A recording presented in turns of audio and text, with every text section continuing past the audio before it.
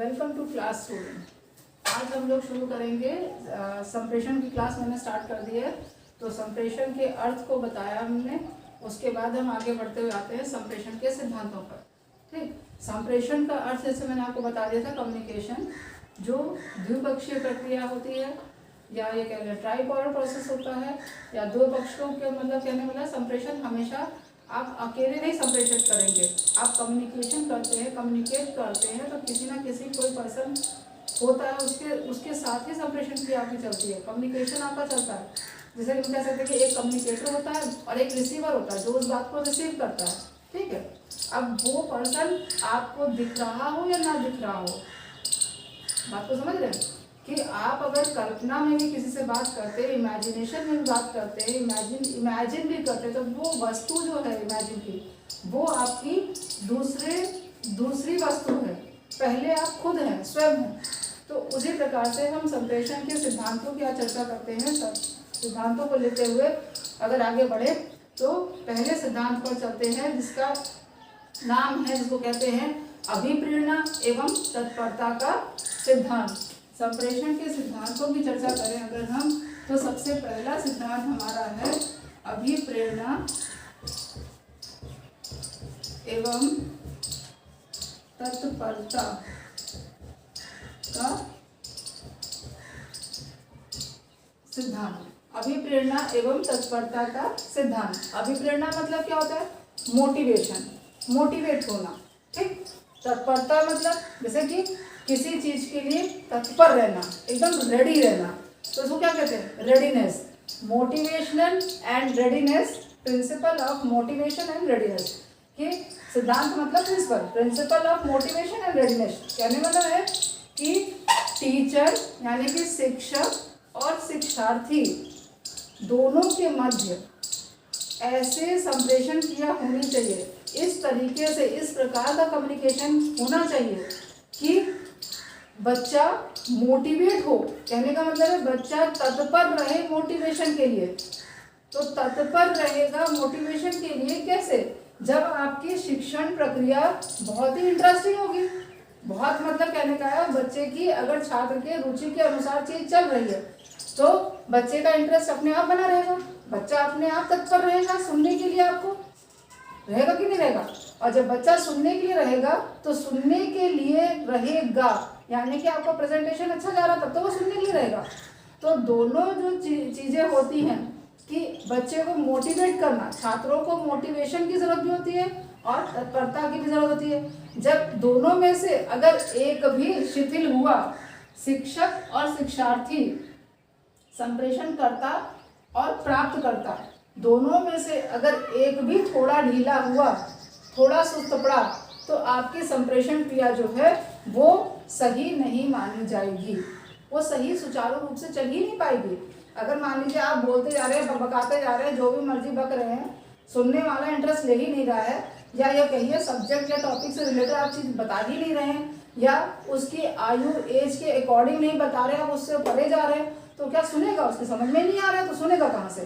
तो इसे कहते हैं कि principle of motivational and readiness, कि आपका जो टॉपिक है वो मोटिवेशनल होना चाहिए, अभिप्रेरित करना चाहिए बच्चे को, प्रेरणा स्रोत होना चाहिए। और जब प्रेरणा स्रोत होगा बच्चे की आयु के मुताबिक तो बच्चा उसको सुनने के लिए भी तत्पर रहेगा। तो इसको हम इस प्रकार से कह सकते हैं कि शिक्षक और शिक्षार्थी यानी कि संप्रेषण कर्ता और प्राप्तकर्ता दोनों के मध्य संबंध स्थापित होना आवश्यक होता है। संबंध स्थापित होने का तात्पर्य होता है कि बच्चा तत्पर रहे सुनने के लिए, अभिप्रेरित होता रहे। आप जो भी बात उसको बता रहे हैं वो बच्चा उससे अभिप्रेरणा ले, प्रेरित हो और उसको आपको सुनने के लिए, आपके व्याख्यान को सुनने के लिए वो प्रेरित रहे, तत्पर रहे। ठीक है, अब दूसरे पर आते हैं तो भागीदारी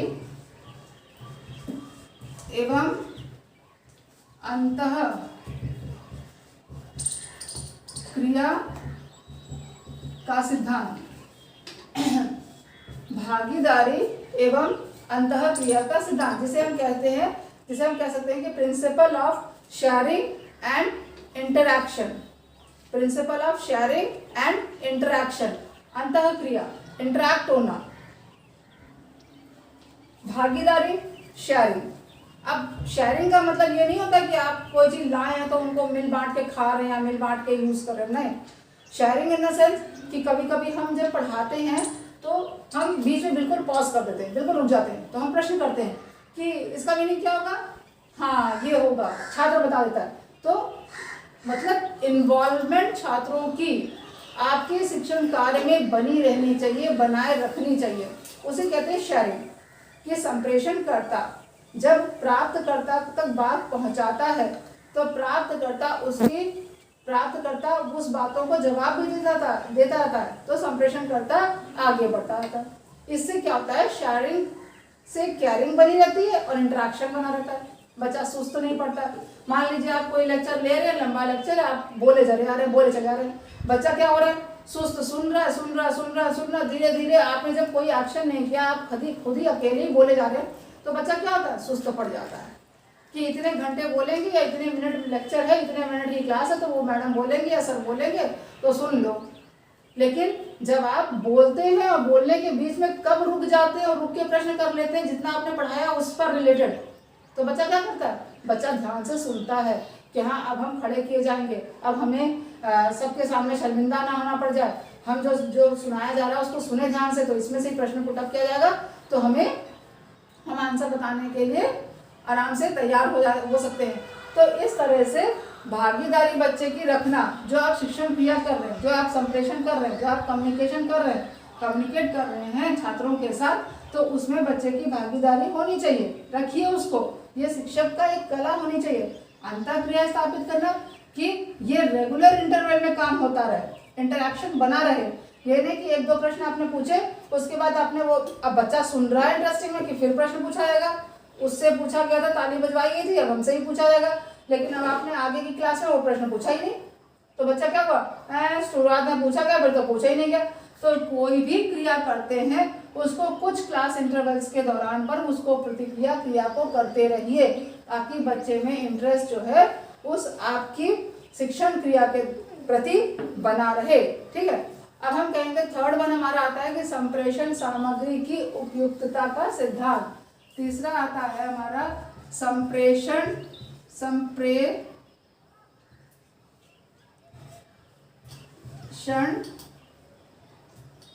की उपयुक्तता का सिद्धांत। संप्रेषण की उपयुक्तता, संप्रेषण सामग्री की उपयुक्तता का सिद्धांत मतलब कि संप्रेषण सामग्री क्या होती है, संप्रेषण सामग्री कौन कौन सी, जैसे आप कम्युनिकेशन कर रहे हैं, ठीक है, जो कम्युनिकेटर होता है वो कम्युनिकेट करता है, कम्युनिकेटर यानी कि जो संप्रेषण करता है वो कम्युनिकेट कर रहा है, शिक्षार्थियों से बातें कर रहा है, तो जहाँ पर ज़रूरी है वहाँ पर वो सामग्रियों को इस्तेमाल करें।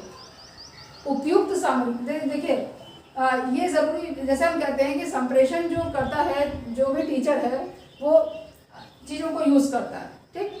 तो अब इसमें हम कहते हैं कि एक जो टीचर अपॉइंट होता है पढ़ाने के लिए, उसके पास क्वालिफिकेशन होती है, जितनी एलिजिबिलिटी रिक्वायर्ड है, जैसे पर्टिकुलर सब्जेक्ट को पढ़ाने के लिए जितनी एलिजिबिलिटी रिक्वायर्ड है उतना उसके पास है, लेकिन कौशल भी होना चाहिए। कहने का मतलब है योग्यताओं के साथ साथ कि जो आपके पास योग्यता मांगी गई वो सारी हैं, पेपर डॉक्यूमेंट सब है, लेकिन पढ़ाने की क्षमता, पढ़ाने का कौशल वो मस्ट होता है। उसी को कहते हैं संप्रेषण सामग्री की उपयुक्तता, कि आप जिस कक्षा को पढ़ाने जा रहे हैं, आप जिस पाठ को कंडक्ट कर रहे हैं, उसको पढ़ाने की कला वो आप में होनी चाहिए, कौशल वो आप में होना चाहिए कि आप किस तरीके से पढ़ा रहे हैं। बच्चा हर एक मानसिक लेवल का होता है, आप किस क्षेत्र में पढ़ा रहे हैं उस क्षेत्र के अनुसार आपको बच्चे को ज्ञान देना है।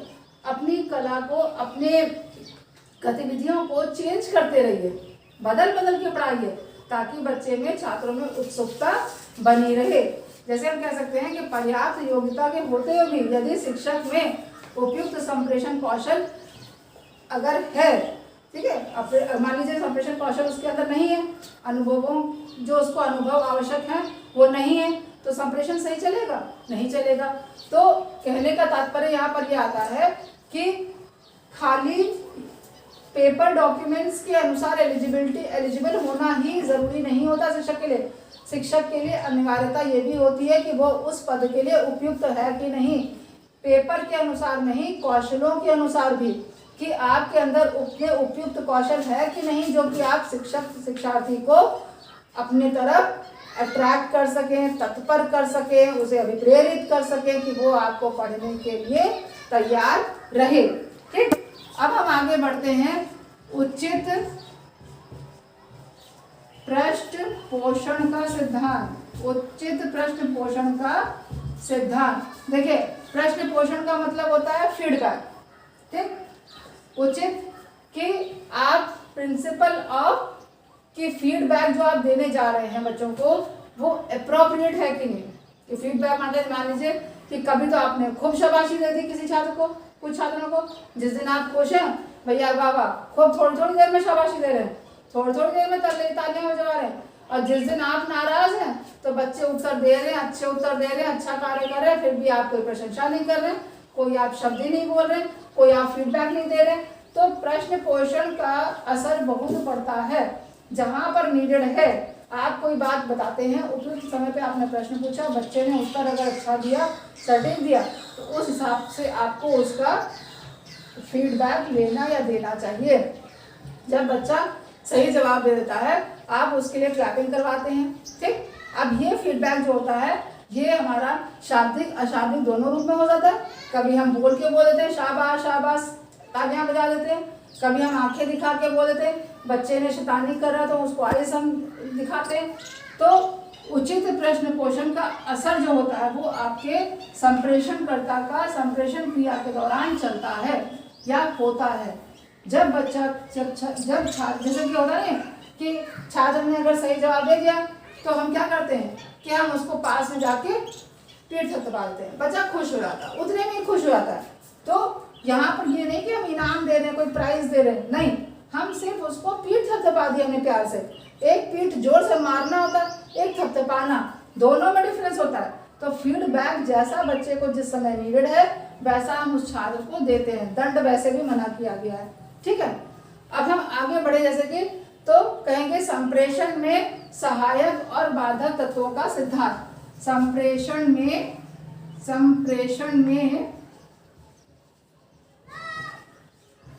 सहायक एवं बाधक तत्वों का सिद्धांत। देखिए सहायक तत्व प्लस पॉइंट, बाधक जो माइनस। सहायक तत्व संप्रेषण में कौन कौन से होते हैं? संप्रेषण में सहायक तत्व जैसे कि मान लीजिए आपके पास जो पुस्तक है आप उससे भली बातें पढ़ा रहे हैं, आप एक चार्ट पेपर लेके आए उसके थ्रू कुछ समझा रहे, आप कुछ अपने साथ वस्तु लेके आए, कुछ प्रोडक्ट लेके आए, उनके थ्रू आप समझा रहे, तो वो तत्व आपको टीचिंग में, शिक्षण क्रिया में सहायक साबित हो रहे हैं। अब बाधक क्या क्या साबित होता है? बाधक जैसे मान लीजिए पास में बहुत शोर हो रहा है, पास की क्लास में खाली है तो बच्चे उदंड कर रहे हैं, बहुत उदंडता कर रहे हैं, बहुत शोर कर रहे हैं, बेंचों पे कूद रहे हैं, तो वो शोर जो होता है वो जो पास वाली क्लास है उसको भी डिस्टर्ब करता है। या फिर मान लीजिए क्लास में अंधेरा बहुत है, अब आप लिखवाना चाह रहे हैं, अब आप लिखवा रहे हैं लेकिन छात्र लिखना चाहते हुए भी लिख नहीं पा रहा ढंग से। क्यों? उसको ब्लैक बोर्ड पे जो भी लिखा है वो दिखाई नहीं दे रहा। किस लिए? प्रकाश के कारण, कि प्रकाश जितना होना चाहिए उपयुक्त वो नहीं है। तो ये हमारे संप्रेषण के सहायक और बाधक तत्वों की बात हो गई।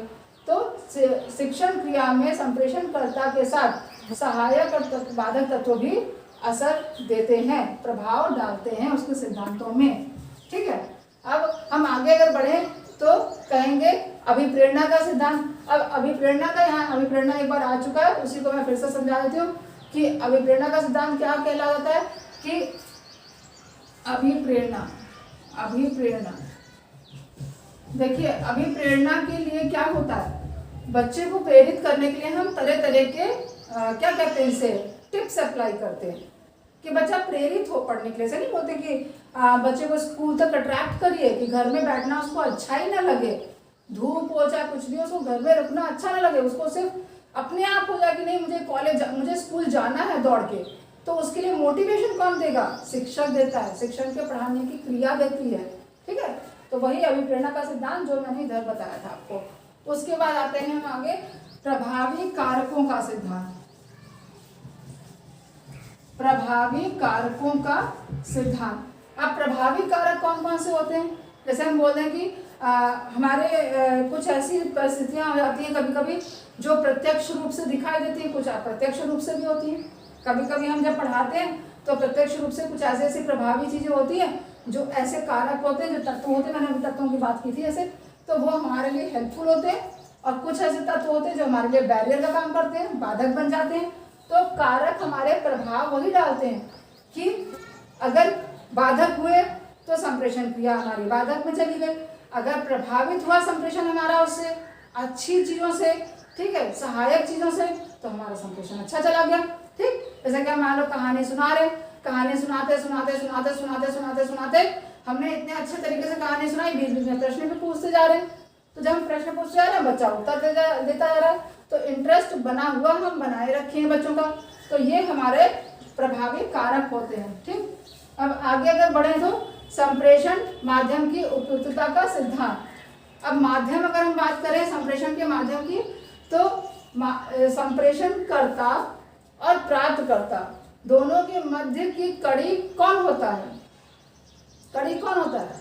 कड़ी होता है कम्युनिकेटर, और कम्युनिकेशन जिसके साथ चल रहा है यानी रिसीवर, उसके मध्य की कड़ी होती है कि आप किस प्रकार से डील कर रहे हैं। ये सारे आपके, जैसे हम कहते हैं शाब्दिक अशाब्दिक प्रकार से हम डीलिंग करते हैं। कभी हम बोलते हैं बच्चों से कि हाँ अच्छा कर रहे हैं आप, बहुत अच्छा कर रहे हैं। कभी हम आँखों से नोटिफिकेशन कर देते हैं उन बच्चों को, कभी कभी हम ऐसे करके बच्चों को आँख दिखा के, या कभी इतना बोल के।